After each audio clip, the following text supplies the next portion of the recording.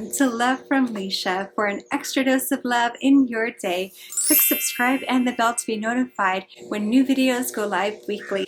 Today we'll be talking about when you feel like you have it all, yet something is missing. How to figure out what that is.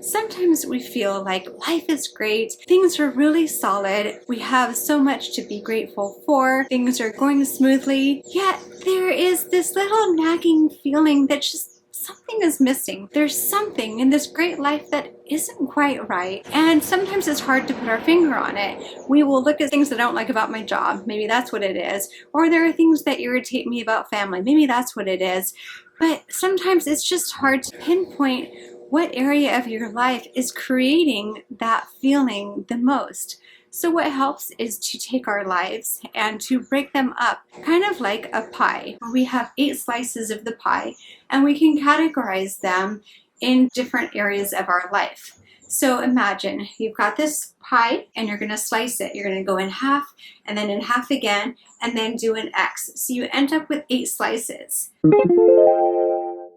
Now, write on each of these slices different categories. Those categories are family and friends, health, money, career, significant other / romance, fun and recreation, personal growth, physical environment, which is where you live, your surroundings. It could be your home, it could be the city that you're in, what's in close proximity, and career. So looking at this circle now, make 9 concentric circles. So 9 circles within that big circle, and each of those will be a number, numbers 1 through 9, with the outer circle being 10 and the inner part being 1.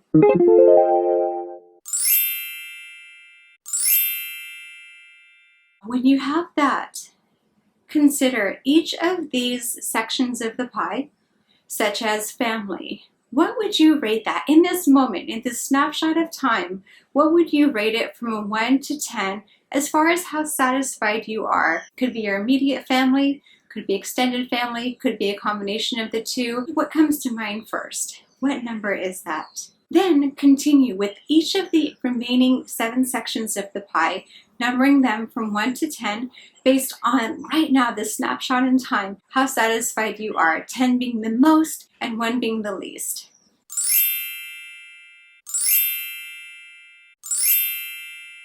As you look at your numbers, what stands out to you? Any surprises?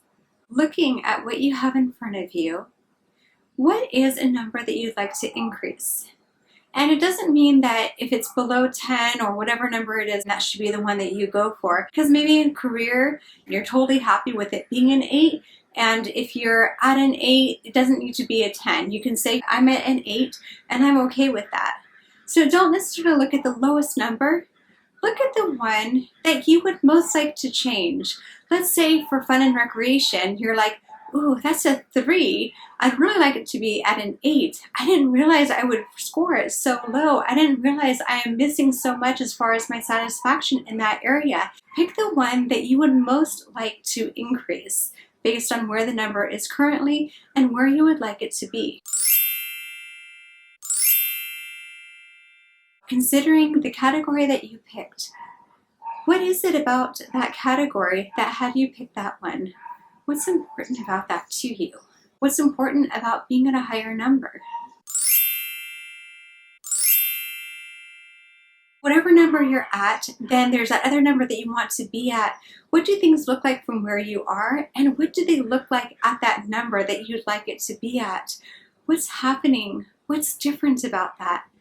What do you see in that higher number happening and you experiencing at that higher number?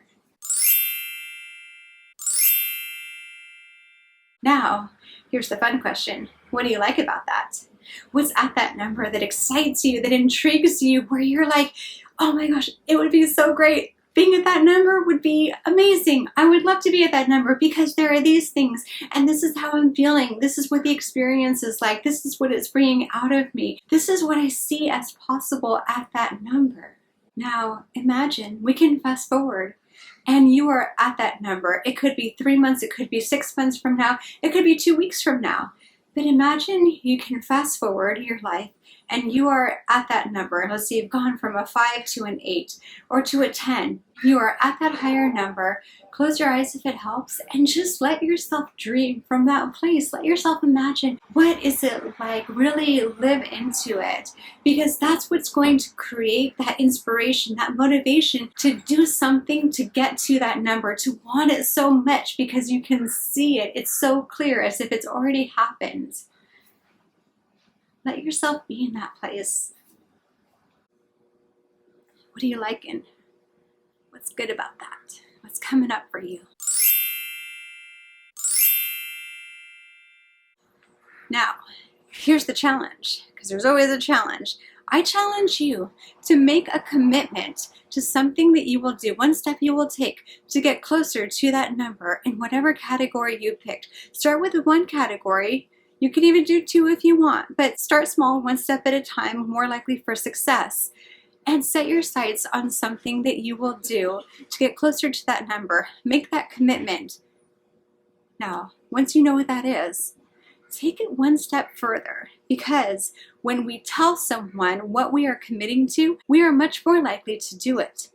Let's say, for example, you're going to work on health, and you're saying, my next step is I'm going to go running 3 days a week. Well, just thinking about it, if you don't do it, no one knows, no big deal. But if you tell your neighbors on either side of you, or maybe across the street, Monday, Wednesday, and Friday, I'm going to go running at 8 in the morning. All of a sudden, if you wake up and you don't do it, you might feel a little pressure, like, oh gosh, my neighbors might notice it's 8 o'clock and I'm not running by them. Or when they see me, they might say, how's that running going? Do I want to say, it's great, I've been staying on top of it 3 days a week? Or, oh, I've kind of fallen off the bandwagon. Even better, get one of those neighbors to go running with you. Have an accountability partner and do it together. Do it with a neighbor, do it with a friend. If it's hard to get together, you could do it on the phone and say, let's go running together, and have a conversation where you're running near your place, I'm running near my place, and we'll talk together as we are both running separately. So that way you're catching up with them, you're having a conversation, and you're holding each other accountable. That is much, much, much more likely to lead to success. So think about how you can have fun with it. What is going to get you to say yes to following through with that commitment? And that is really key to getting even closer to that number that you have envisioned for yourself of what that will be like. And that is what leads to life being even more fulfilling, where you just feel like you are completely nourished and it's such a solid, joyful place, and that there isn't something that's missing. There's not that nagging feeling of like, life is good, but there's just something that feels off. It's going to be on. So it's up to you to take that step to live into more of that resonance and fulfillment. And I would love to hear from you what it is that you're committing to. Use me as an accountability partner. Share with me what you're going to do, and I would love to hear, and I will circle back with you and say, hey, how's that going? If you like this video, please click like, share, subscribe, click the bell to be notified of upcoming episodes. And for more about me, my website is coachlisha.com. Until next time, with more love from Lisha. Bye!